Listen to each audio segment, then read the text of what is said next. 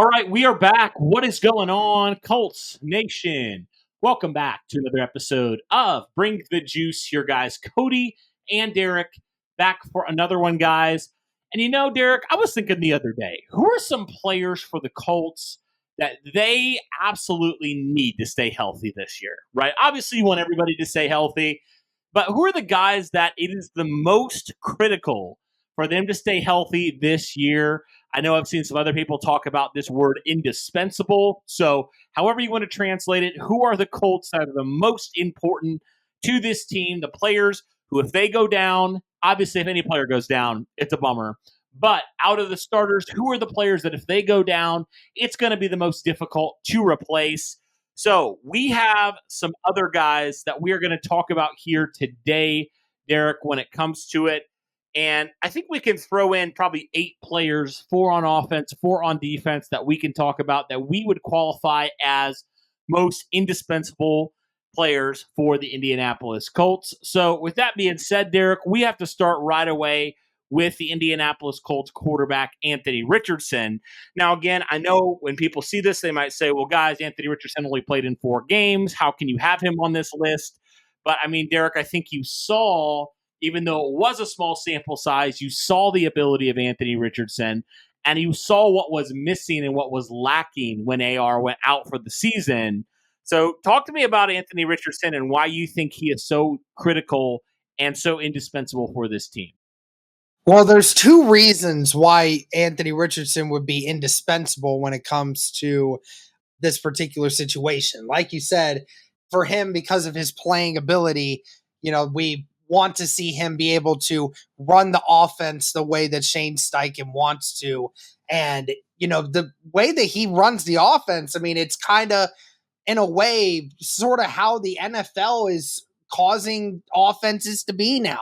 It's starting to be, it's not quite like college football, but it feels a little bit more spread out. It's not as traditional and from the shotgun or even under center like it used to be, So all these RPOs and moving around and forcing defenses to have to commit to the quarterback who can actually move with his feet, that's always something you have to take into account when it comes to certain players. So that's one of the reasons why you want to have Anthony Richardson, is because his abilities to play and the way that he does, people have to take that into account. But the other aspect of it is you drafted this player for a reason. You drafted this guy to be your potential franchise quarterback of the future.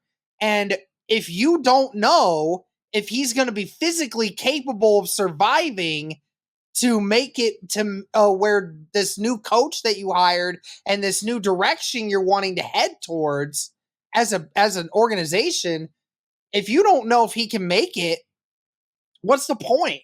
Right? Like, that's why he's so indispensable, because if he doesn't play, then there's just absolutely all of this that the Colts are doing right now. Most of it just doesn't matter, because you have to find the guy to make it work. Now, if it never works out for Anthony Richardson, you always try to find someone new. But that means that Shane Steichen would have to implement a whole brand new offense, have to change coaching staffs, have to change a bunch of different things, because, you built this system around Anthony Richardson being your franchise quarterback. You were hoping. And if he's not available again, then the whole season is just, again, like it was in 2023. It's great to see Indianapolis winning, but at the same time, like, it's for nothing at the end of the year. So, that's the part of it, is just being able to know Anthony Richardson's going to be available for this team moving forward. Yeah, he'll definitely be critical for this team. And, if they want to get to where they hope to go, postseason and beyond, his health is critical. He's got to be on the field. No question about that. But another player that we didn't really see a whole lot play with Anthony Richardson, I think it was something like 2 snaps last year, Jonathan Taylor. I think he's a guy that when you look at it, you say, on one hand, he's a running back, in that position, obviously not the most, critical when it comes to premium position. But you look at Jonathan Taylor, the type of player that he is, and what he's meant for this team over the last number of years. And, obviously now with Zach Moss moving on, that makes it even more important, I think, for Jonathan Taylor, because behind Jonathan Taylor, you still don't really know who's going to be definitively your number 2 running back.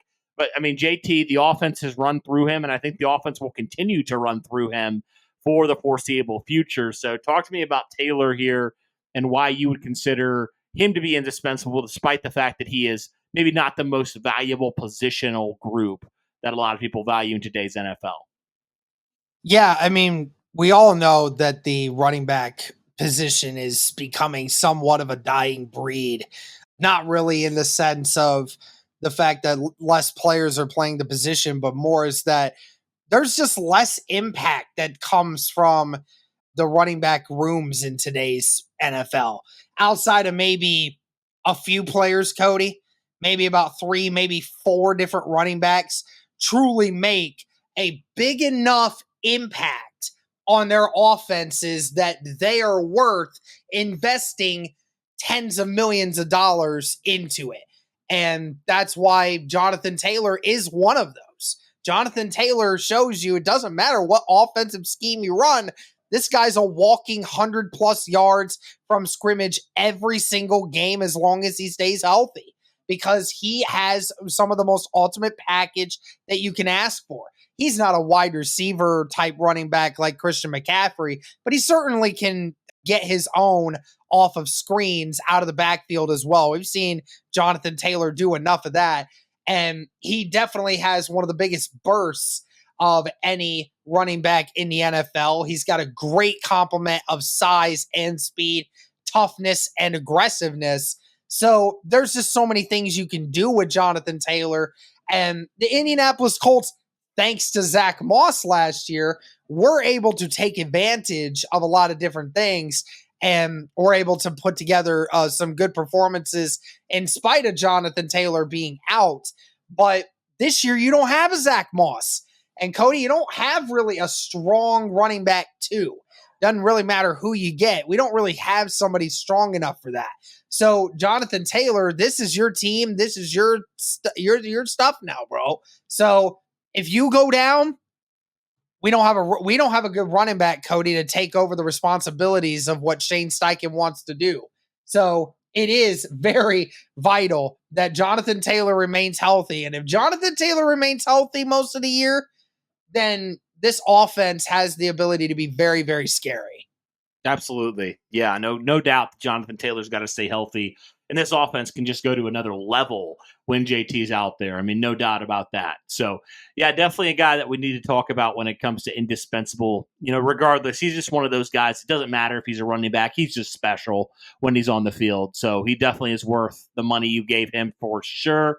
Now, another guy, Derek, that was in that same draft class as Jonathan Taylor, Michael Pittman Jr., who obviously Indianapolis took at the top of the second round in 2020. He has developed and blossomed into that wide receiver 1 for the Colts. Clear cut right now. It feels like it's Michael Pittman and then everybody else when it comes to the receivers in terms of just how critical he is for the team and what they do offensively. Derek, we saw a glimpse of it when he had to miss that Atlanta game due to that concussion, and the offense just went stagnant in the passing game. They couldn't do anything. And so Michael Pittman Jr., he may not be the most flashy guy when it comes to it. He may not be, maybe necessarily like the most athletically gifted. He may not be the best route runner, but he is so consistent in what he does. And I think that is critical. The guy doesn't drop passes. He has the ability to go down the field, but he also has the ability to go, the short and intermediate and make some catches too and move the chains. And so talk to me, man, about Michael Pittman Jr. and just how critical he is for this Colts offense and kind of the machine they have passing the football. Last year, like you said, the passing offense just never really went anywhere without Michael Pittman. Now, I will say this, that it probably, a lot of it had to also do with Gardner Minshew. Minshew, a lot of times, was missing a lot of opportunities that were definitely open for him. But we talk about the Alec Pierce down the field a million times over, and he was wide open, and Gardner Minshew never looked down the field. Josh Downs, while albeit Josh Downs had a couple really great games throughout the period of the season, was never really given too many chances throughout the year to really get the ball in key pivotal positions. And with Jelani Woods out for the year, the tight end group struggled a little bit to really find any cohesiveness with Gardner Minshew. And also when it came to, just all the other options that you had, I mean, you really only ever had to run the football, but Michael Pittman was that option. He was the guy that was getting targeted 10 times a game because he had to, or else the offense was just stagnant throwing the football. So hopefully you're thinking this year, Alec Pierce surges a little bit more. You have a quarterback now that's willing to throw the football to him deep down the field. Josh Downs improves even more, and Josh Downs has just as good of a year, if not a better year than last year. You bring in Adonai Mitchell, who's going to also become a pivotal part to that offense. But again, the indispensable part of it, as we said, that's a lot of ifs, right, Cody? It's a lot of ifs. And there's a lot of ifs of if Anthony Richardson progresses the way that we hope that he will become. So it's going to be a lot of those, what ifs, a lot of questions that need to be answered still. But one question that we don't have is how good Michael Pittman is to this offense. And if you ever needed anything from anyone, Michael Pittman is the answer when it comes to being able to catch anything that you need. So Michael Pittman, amazingly valuable to this team. Absolutely. No doubt about that. Well, let's move on to the last player of the offense, and we can hop over to the defensive side of things. I think you got to talk about, even though he still is very young, he hasn't had like multiple years like, JT or Pittman. Bernhard Ryman, just for the nature of his position and, how well he played last year, I think he has to make the list just because left tackle's so critical. And then what do you really have behind him right now? Like, say Bernhard Ryman goes down, who's going to be the left tackle? Probably Blake Freeland, but we all saw what happened last year, right? So I was tempted to put Braden Smith also on this list because I think they're both very important, but left tackle I think is just so important. I think it's more valuable naturally than right tackle, so that's why you put Ryman on here. Even if maybe Braden Smith at his healthiest is a better player currently than Bernhard Ryman, Ryman still had a good season, man, and I think he's very, very important to what the Colts want to do, especially when it comes to protecting AR and his blind side moving forward.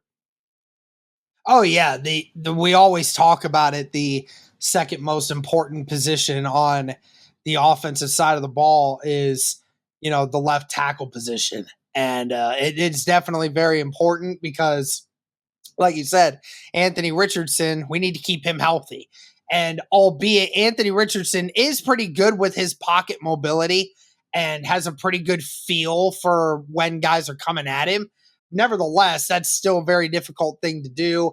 And if you can have a steady left tackle that is going to consistently keep your backside from getting exposed, then that is such a huge thing for a quarterback's confidence to be able to hang in the pocket and make throws that otherwise other quarterbacks that don't have that luxury of a great left side tackle, then they're not able to make. So it's huge for the development of Anthony Richardson, and it's also important for the rhythm of the offense that Bernhard Ryman continues to keep doing what he's doing and remaining available, and that way Indianapolis can continue to do what Shane Steichen wants to do.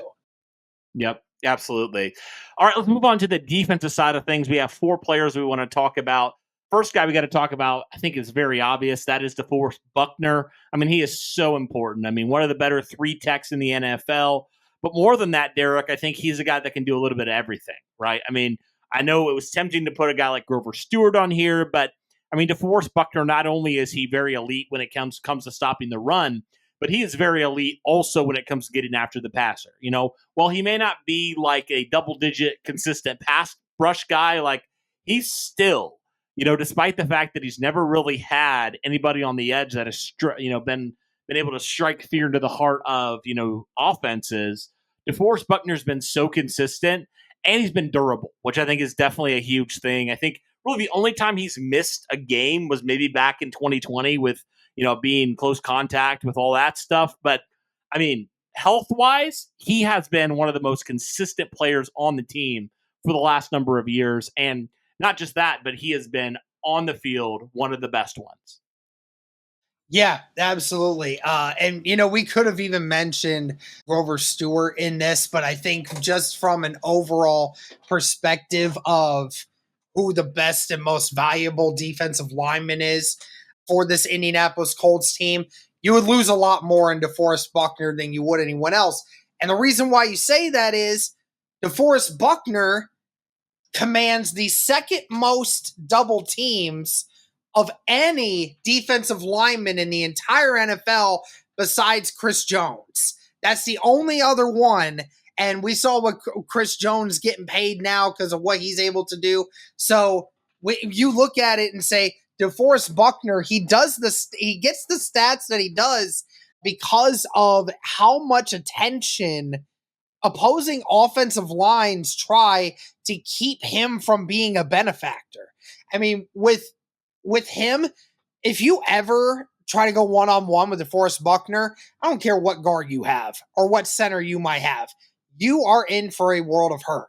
DeForest Buckner will win that rep the majority of the time, which is why on what is it, like 70% of the reps that DeForest Buckner is out there, he's getting double teamed regardless of whether it's a run or a pass.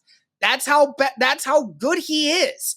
So if you were to lose him for any reason, then that would definitely be a huge issue for the Indianapolis Colts. And thankfully, since DeForest Buckner has come to Indy in 2020, I don't think really has missed any significant time, Cody, when you think about it. So DeForest Buckner, from an injury-wise, he's played through a lot of hurts and a lot of injuries, which I can respect the heck out of. But it is one of those things I will say I'm nervous about when he does inevitably leave the Indianapolis Colts, man. I mean, how do you even replace that to get one of the best interior defensive linemen that's in the game right now? That's definitely, we'll deal with that when we get to it. But yeah, DeForest Buckner and how the Colts defensive line wants to do things, DeForest Buckner is a lot of the reason why that is. Absolutely. All right, three more players we're going to talk about here. You got to talk about Zier Franklin. It's crazy how Zier's kind of emerged the last couple of years as that, really leader of that defense. Started on special teams. We know the story there, but how he's kind of emerged. But, when you look at the linebacker room now, Derek, I mean, we have questions about number 3. You obviously have EJ Speed still on the team, but who is that number 3 linebacker and beyond? That would make you really question, and also I think just see the value, I suppose, and how critical Zier Franklin is, on the field. And obviously we know what he does off the field too, but just from a leadership standpoint and just from a player standpoint, he's definitely pretty indispensable for this team. Oh, 100%. I mean, he has gone from your special teams captain to all of a sudden becoming the leader of the entire team. I mean, it's not even just defense at this point. I mean, Zier Franklin is the leader of the Indianapolis Colts, the vocal leader and the unspoken leader too, because he just puts his head down and he just works, man. I mean, the last 2 years, leading the ball club in tackles, and not only leading the ball club in tackles, but setting records twice with the team and, getting snubbed from records and all pro and Pro Bowl honors so many times. It's ridiculous. Zier Franklin is such a big piece to this team, and he's the captain in the middle. I mean, EJ Speed, don't get me wrong, I love EJ Speed. I think he'd be a great player regardless of that, but it definitely would be a concern if Zier Franklin was not playing because, like you said, we have some solid linebackers, but you would lose a lot of that tackle production there in the middle, and that would be very scary because we already know how bad our rush defense is, Cody. It would get a lot worse if Zier Franklin was not there in the middle. 100%. All right, 2 more players, both of them in the secondary. The first guy I mean, Kenny Moore. I mean, what can you say about Kenny Moore? I mean, he has been so consistent. He has been so available as well for the Colts. And, in a lot of transition that's happened at your corner position over the last number of years, Kenny Moore has been the consistent piece in there. And, playing slot obviously is very important as well, because who in the world do you have playing slot if Kenny Moore's not out there? I mean, we saw when Kenny Moore had some injuries in 2022, like it was pretty bad. So, I mean, Kenny Moore, such a cool story, coming from an undrafted guy to really being a captain on this defense over the last number of years. It's been really cool to see, but I mean, Kenny's so critical to what this team does defensively. I mean, there's no doubt, especially with the youth at corner that you have. I think Kenny's so important. Yeah, I mean, Kenny Moore, especially now with this cornerback room, there's so many questions about, is there anyone that's going to get added? How is the development of all these other players? It is nice to have one. It's nice to have one player in the secondary that, or at least in the cornerback room, that we really don't have a lot of question marks about. We saw Kenny Moore last year. I think it was 3 interceptions last year, 2 of them for pick sixes. Kenny Moore has been, one of the best at what he does since coming to Indianapolis, which, tells you a lot, especially for the guy that was undrafted, came in, really wasn't a Chris Ballard style of player, but he gave him a shot anyway. And I mean, it's kind of funny, Cody, because I mean, if you honestly want to if you want to talk about like who potentially is the best player that Ballard ever took a chance on, I mean, Kenny Moore might be at the top forefront of that list of just random guys that prototypically we would never have taken a chance on, but he did, and he's been one of the greatest backstories to that. So really awesome to see what Kenny Moore has been doing, and definitely deserved the contract extension that he got over the offseason. Certainly hope that we will continue to see more of that type of Kenny Moore, and as long as we can keep that out of him, at least we know our secondary at least has one good player holding it down. No doubt, no doubt. All right, final guy we got to talk about, Julian Blackman. And Derek, I think for the reason of the fact that your safety room is what it is right now, there's no doubt in my mind that he is definitely very indispensable. What say you? Oh, yeah. I mean, Julian Blackman is such a pivotal piece right now for this secondary. And we keep talking about, we keep talking about the cornerback room. We keep talking about the safety room and everything else. I mean, if Julian Blackman was not there for the Indianapolis Colts right now, I would honestly be sitting there and I'd be saying, like, I already have my issues with Ballard not signing another free safety right now. But if we didn't have Blackman and we were not doing anything, I would just go ahead and be like, what are we even doing right now? Like, I mean, what are we even thinking to allow these other guys to just hope that they figure it out? I mean, Julian Blackman is one of the few saving graces we have right now when it comes to this Indianapolis secondary. I mean, we saw how bad it was in the final 3 weeks of the season when Julian Blackman, he went out and then somebody else had to step in and nobody could fill that role. Nobody. So Julian Blackman being back, huge. I hope he stays long-term. I hope he stays healthy for, 15, 16 of these games this year. And we don't have to have this discussion anymore. So I'm really hoping good things for Julian Blackman and all these other guys. But yeah, that's going to do it for this one here, guys. This is the indispensable Indianapolis Colts. Let us know, is there any other players here that we missed? Did you think any of the players that we mentioned are not indispensable? But let us know your thoughts, guys. Thank you so much again for all the support. So close to training camp, guys. Very, very close, and we can't wait. And as always, guys, go Colts.